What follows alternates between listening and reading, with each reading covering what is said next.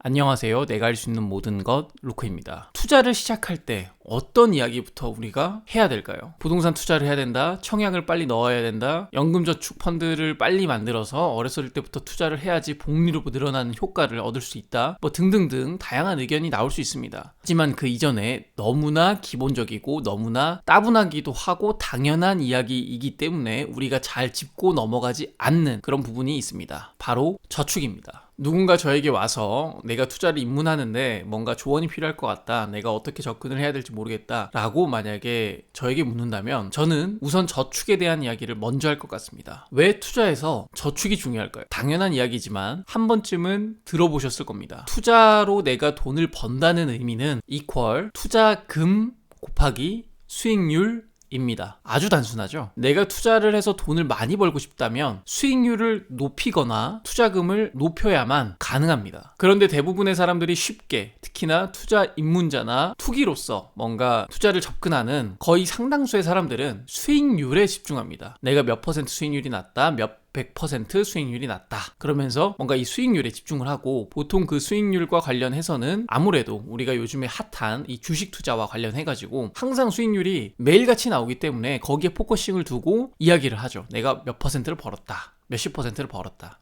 하지만 이 수익률은 사실 거의 허상에 가깝습니다. 우리가 주목해야 될 부분은 바로 투자금입니다. 왜 그러하냐면 수익률은 내 투자 자산의 전체를 보여주지 않습니다. 무슨 말이냐? 저 같은 경우도 일단은 부동산 투자, 주식 투자를 다 하고는 있지만 이 규모에서 봤었을 때는 특히나 사회 초년생들 그리고 40대가 되기 전까지는 거의 대부분의 젊은 사람들은 부동산에 투자금이 몰리기 쉬운 구조입니다. 물론 부동산 투자를 하기 전에 시드를 모아가는 과정에서 주식 투자를 하기 때문에 돈을 모을 수는 있겠지만 결국에는 부동산을 적어도 한 채 정도는, 내가 실거주할 목적으로 한 채 정도는 부동산을 사지 않겠습니까? 그렇기 때문에 이 억 단위가 들어가는 부동산 같은 경우는 매수를 하는 과정에서 상당한 레버리지를 쓸 수밖에 없고 내 투자 원금도 많이 들어가기 때문에 결론적으로 젊은 사람들의 대부분은 거의 100%의 확률로, 거의 100%의 비중으로 부동산에 치우칠 수밖에 없습니다. 그리고 나서 부동산을 산 다음에 내가 조금씩 돈이 더 생기게 되면 이제 그 투자금을 가지고 점점 주식 투자 혹은 채권 투자 등등의 다른 금융 투자 자산을 하게 되면서 내 전체 시드가, 밸런스가 점점점 맞춰지는 그런 과정을 겪게 되는데, 우리가 주식 투자를 제외한 부동산 투자를 봤었을 때 부동산은 내 계좌에서 수익률이 실시간으로 나올 수가 없습니다. 아무리 앱을 보면서 실거래가를 본다고 하더라도 동별로, 호수별로, 그 다음에 그 집의 컨디션이라던가 시기마다 호가도 다르고 조건이 다르기 때문에 이게 퍼센테이지로 내가 손해를 봤다, 수익이 났다, 이런 것들을 주식처럼 알 수가 없어요. 그렇게 알 수 없는 자산에 상당히 큰 비중이 들어가 있는 상태에서 내 주식 계좌에서 몇 퍼센트 수익이 나건 큰 의미가 없다는 얘기예요. 실질적인 전체 그림을 보여줄 수 없다는 말입니다. 예를 들어 내 총 자산이 10억이 있는데 그 중에서 부동산에 한 9억 정도가 들어가 있고 나머지 1억 정도가 주식에 들어가 있다라고 해봅시다. 그런데 이 주식 투자를 조금 잘해서 올해는 내가 20% 수익률이 난 거예요. 그렇다면은 내 주식의 MTS 창을 보면은 2천만 원 플러스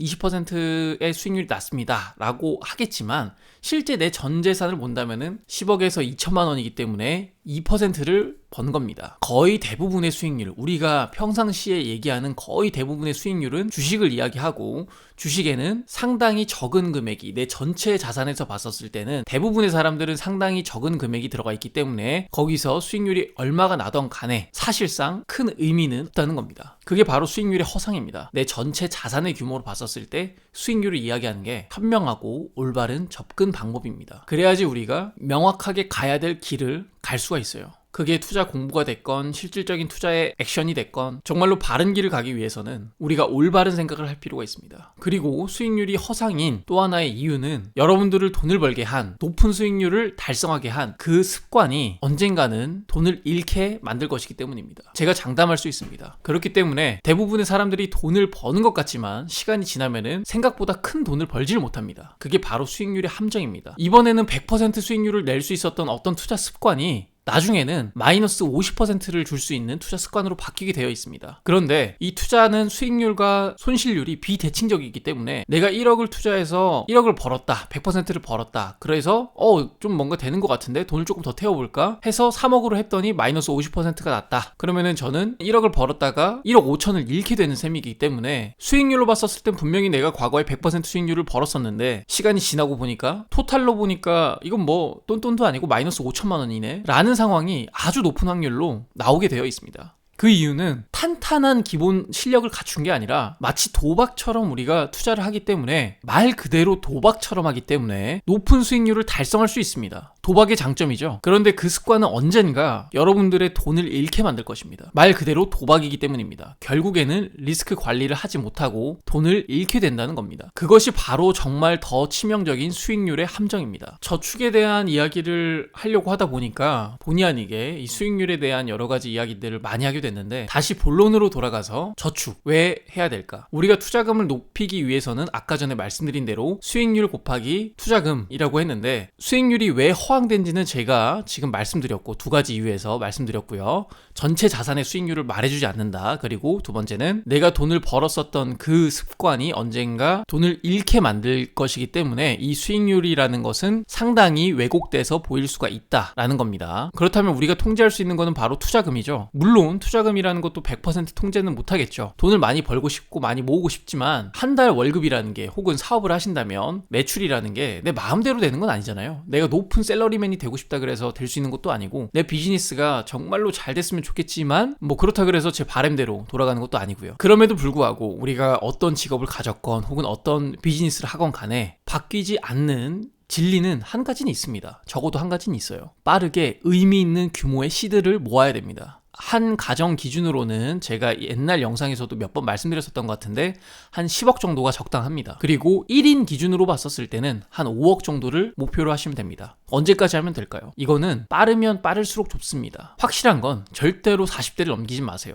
가정을 꾸리셨다면 내가 40대가 되기 전에 순자산 10억을 무조건 만들겠다라는 목표를 설정하시는 게, 그리고 내가 혼자다라고 한다면 그것의 절반인 한 5억 정도, 그 정도를 내가 40대가 되기 전에 모아보겠다라고 생각하는 것이 건전합니다. 누군가는 이런 얘기를 들으면 너무 많은 거 아닌가라고 생각할 수도 있고, 누군가는 해볼만 할 것 같은데 라고 생각이 드실 수도 있을 것 같습니다. 그런데 적어도 지금 한국에서는 내 직업에 상관이 없이 내 의지만 조금만 마음 먹고 내가 돈을 조금 더 많이 벌 수 있는 그런 일이라던가 아니면 뭐 투잡이 될 수도 있고, 어쨌든 간에 마음만 먹으면 내가 40대가 됐었을 때 한 가정 기준으로 한 순자산 10억을 모아보겠다, 이런 게 절대 허황된 이야기는 아닙니다. 그렇게 하기 위해서는 적어도 한 사람 기준으로 봤었을 때 1년에 3천만 원 정도는 모으시려고 노력을 하셔야 됩니다. 그래야지 허황되지 않은 이야기가 됩니다. 1년에 3천만 원씩 10년을 모으면 그것만 해도 벌써 3억이죠. 그런데 그 3억을 계속 내가 저축만 하는 게 아니라 그 과정에서 투자를 하기 때문에 충분히 곱하기 2 정도의 수익률은